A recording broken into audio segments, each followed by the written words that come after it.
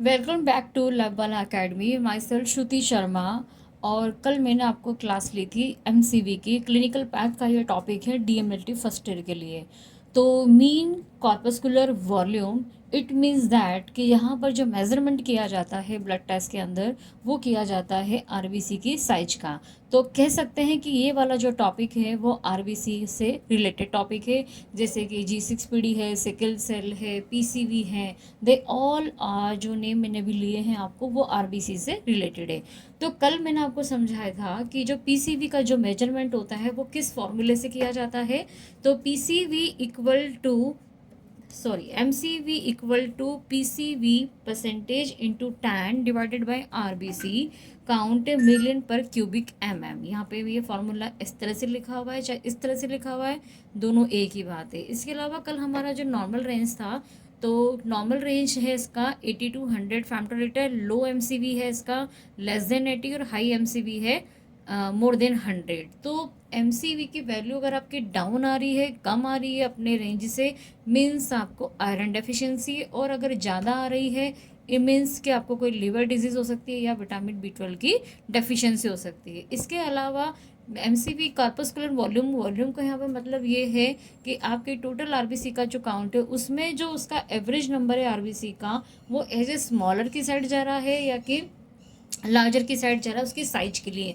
यहाँ पे काउंट से रिलेटेड नहीं है, यहाँ पर रिलेटेड काउंट इसके फॉर्मूले में लगेगा, बट ये जो मीन कॉर्पस्कुलर वॉल्यूम सीधा रिलेटेड है उसकी साइज से। ये बेसिकली हमको ध्यान रखना है कि एमसीवी हमेशा आरबीसी की साइज पर कॉन्सेंट्रेट करता है, उसकी साइज को डिनोट करता है। इसके आगे हम देखते हैं कि कल हम ये बता रहे थे कि use of MCV in blood test, यानी कि अगर एमसीवी अगर आपकी वैल्यू अगर डाउन या अप आती है तो आपके ब्लड टेस्ट को वो किस तरह से इफ़ेक्ट करती है और आपको क्या इससे इंडिकेशन मिलता है।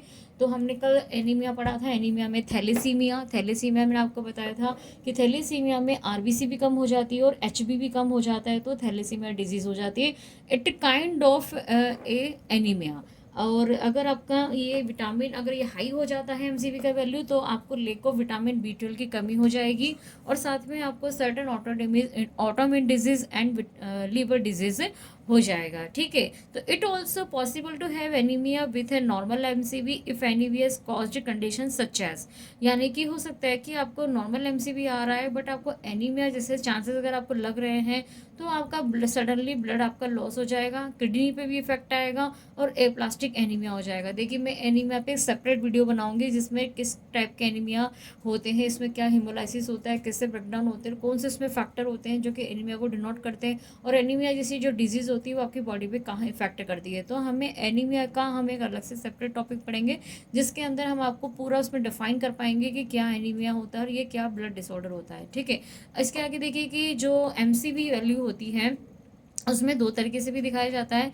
एक होता है माइक्रोसिटिक, एक होता है मैक्रोसिटिक एनीमिया। तो माइक्रोसिटिक एनीमिया मतलब कि जिसमें कि आरबीसी स्मॉलर होती है उसकी नॉर्मल साइज से, यानी कि 80 फेमटोलीटर से कम इसका एमसीवी का वैल्यू होगा, तो माइक्रोसिटिक एनीमिया होगा। और अगर मैक्रोसिटिक एनीमिया होता है तो इसका मतलब आरबीसी लार्जर हो जाती है अपनी नॉर्मल साइज से ज़्यादा और इसका जो वैल्यू होता है वो 100 फेमटोलीटर से ज़्यादा होता है। कभी कभी एग्जाम में माइक्रोसिटिक और मैक्रोसिटिक एनीमिया भी पूछ लिया जाता है कि ये क्या होता है, तो आपको माइक्रोसिटिक या मैक्रोसिटिक वर्ड आए तो सीधा सीधा ये आरबीसी साइज से रिलेटेड होता है।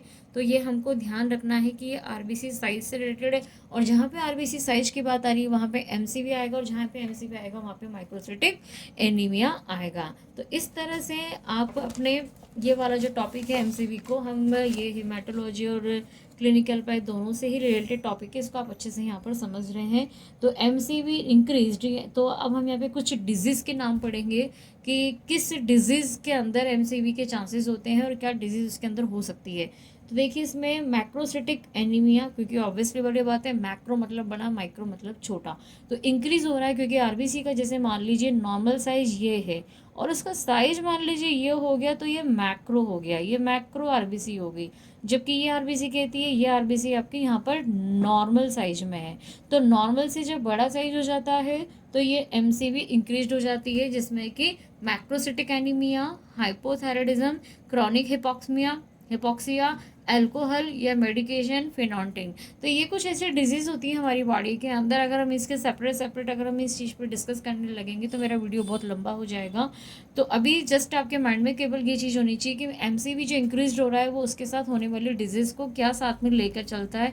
और एमसीवी अगर डिक्रीज होता है तो आपका आयरन डेफिशिएंसी एनीमिया होता है, क्योंकि यहाँ पे अगर अगर आपकी आरबीसी नॉर्मल साइज में है तो यानी कि ये और छोटी हो जाएगी। और ये इस तरह से छोटी छोटी छोटी छोटी आरबीसी अगर उसका जो भी डायामीटर होता है उससे भी छोटी हो रही है तो मतलब कि वहाँ पर आपका माइक्रोसिटिक हो रहा है, माइक्रोसिटिक एनीमिया हो रहा है, या माइक्रोसिटिक आपकी कंडीशन हो रही है आरबीसी की। तो एमसीबी डिक्रीज हो रहा है, आयरन डेफिशिएंसी हो रही है, साइडोप्लास्टिक एनीमिया हो रहा है, थैलीसीमिया हो रहा है, एनीमिया ऑफ क्रॉनिक डिजीज, या फिर आपका जो लीड पोजीशन पे एनीमिया का जो भी वैल्यू आता है, क्योंकि लीड पोजीशन यहाँ पे एनीमिया की रहेगी।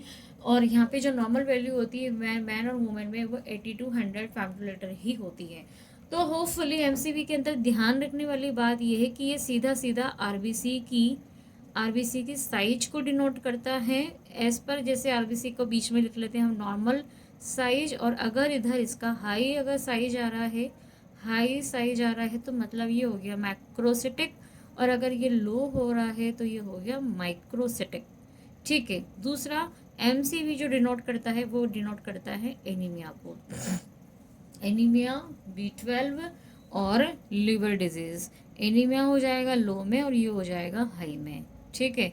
तो मीन कॉर्पस्कुलर वॉल्यूम यानी कि टोटल ब्लड जितना भी आपका दे रखा है उसका फॉर्मूले में जब पुट करते हैं आरबीसी काउंट से तब आपको पता चलता है कि एमसीवी की वैल्यू क्या आ रही है। तो जैसे मान लो मेरी ब्लड रिपोर्ट आ रही है जिसमें एचबी वगैरह सारे काउंट आ रहे हैं और सडनली मेरी एमसीवी के आगे लिखा आता है कि 80.3, मीन्स दैट कि अगर मेरी 80 से रेंज होती है, अगर 80 आ रहा है या फिर 75 आ रहा है तो मतलब मुझे जो कंडीशन है मेरी वो एनीमिया की साइड में जा रही है, ना कि B12 या लिवर डिजीज़ की साइड में जा रही है। तो आई होप आपको एमसीवी का टॉपिक हमारी जैसे 2 क्लास का वीडियो इसमें डल जाएगा आज, तो आपको एमसीवी का जो टॉपिक है पूरा क्लियर हो जाएगा। तो आप इसके दोनों पार्ट अच्छे से देखें, पढ़ें, समझें।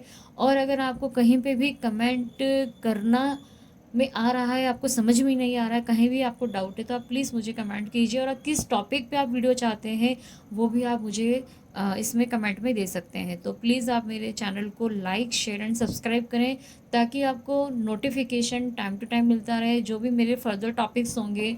देखिए अभी मैं ब्लड बैंकिंग और डीएमएलटी की पैथोलॉजी में और ब्लड बैंक की इम्यूनोलॉजी के मेरे भी वीडियो कंटिन्यू बन रहे हैं।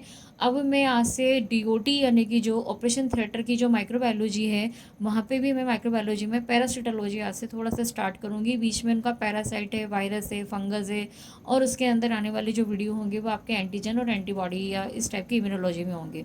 तो बेसिकली मेरे जो मेन सब्जेक्ट होते हैं वो micro, immuno, parasitology, virology, fungus, clinical path, ये मेरे सब्जेक्ट्स हैं। अगर इनसे में रिलेटेड अगर आपको कोई भी टॉपिक अगर आपको समझ में नहीं आ रहा है तो प्लीज़ आप मेरे को यहाँ पे कमेंट कर सकते हैं मेरे वीडियो के दिए गए नीचे लिंक में।